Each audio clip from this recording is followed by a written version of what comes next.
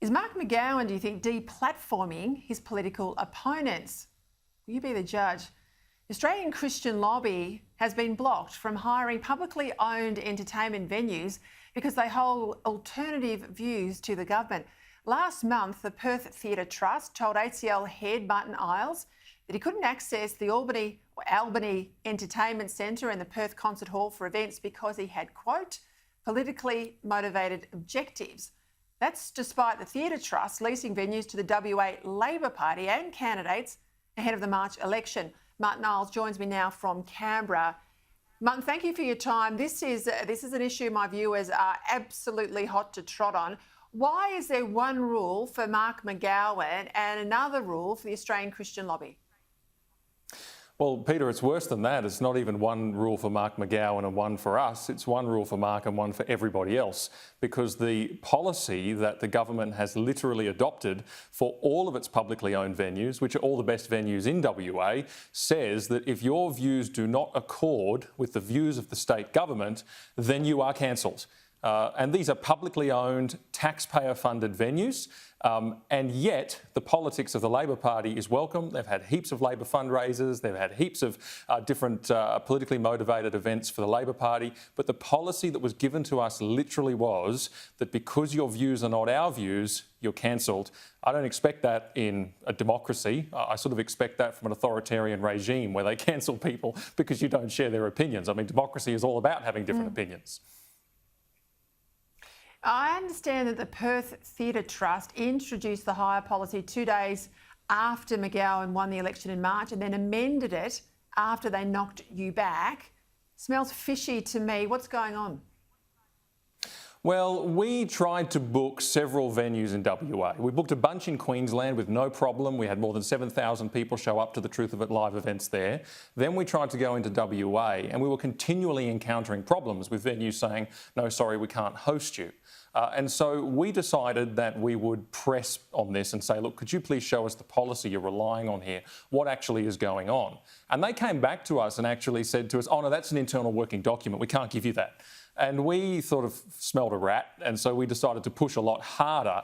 And eventually we got a document from the Minister's office, Minister Templeman, and as you note, it was actually modified. There's a modification history at the bottom of the page, and it said last modified 1st of July 2021, which was the day it was sent to us, and it said pages modified, all pages, and it just conveniently replicated exactly what we've been told on the phone by one of the venues, the Albany Entertainment Centre. You are too smart for them. Is this policy lawful? We think it is definitely not lawful because they have hosted political events there in the past, and so therefore they cannot discriminate against people who want to hire the public venue on the basis of political conviction or religious conviction. That's the Western Australia Equal Opportunity Act.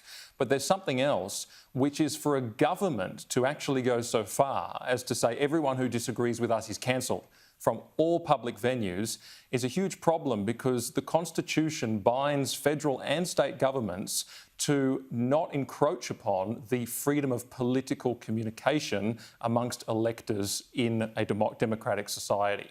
And that's what this does. It says any political communication that isn't Mark McGowan's political communication is censored from key public venues, sometimes the only venue in town, like in Albany, for example, of that type, cancelled from those venues altogether. Look, I remember it wasn't so long ago that you had prime ministers like Rudd and other Labor luminaries who would, crawl over each other to address your national conference, and particularly so in election years, because communicating with the Christian lobby supporters was something actively sought by both major parties. What's happened here that Labor now wants you silenced? What are the policies that they find so reprehensible? Well, in Western Australia, I mean, I think the thing that is recent where we were on the other side of the issue to them was the euthanasia legislation, which they recently introduced. Other than that, what would there be? I mean, I guess we're a pro-life organisation. I guess we were on the no side of the same-sex marriage campaign when that was coming through. I mean, we hold a number of traditional Christian views on things. And my concern, of course, is that if that's the case, if because we hold a number of traditional Christian views on things, and we have an enormous number of supporters across the country, country, 220,000 at last count. If they're going to cancel that, then are they saying that, OK, Christians de facto are in that category of disagreeing with the government, so Christians are cancelled? I wonder whether they're a bit high on their own popularity at the moment. They don't feel like they need anyone, and they've forgotten about key constituencies. Yeah, but just on euthanasia, I mean, the AMA would be against the government's view. On same-sex marriage, a Muslim group that might want to book those venues would be against the government's views. Where are you going to take this? What happens next? I think that clearly it's a case of discrimination, and clearly it's a case of a government stepping outside of what it ought to be doing, particularly in a free democracy. I mean, we don't live under authoritarianism. We don't live in a one-party state. I mean, the Liberal Party couldn't even hire these venues. So I think something does need to be done about it, and we're looking very closely at legal options.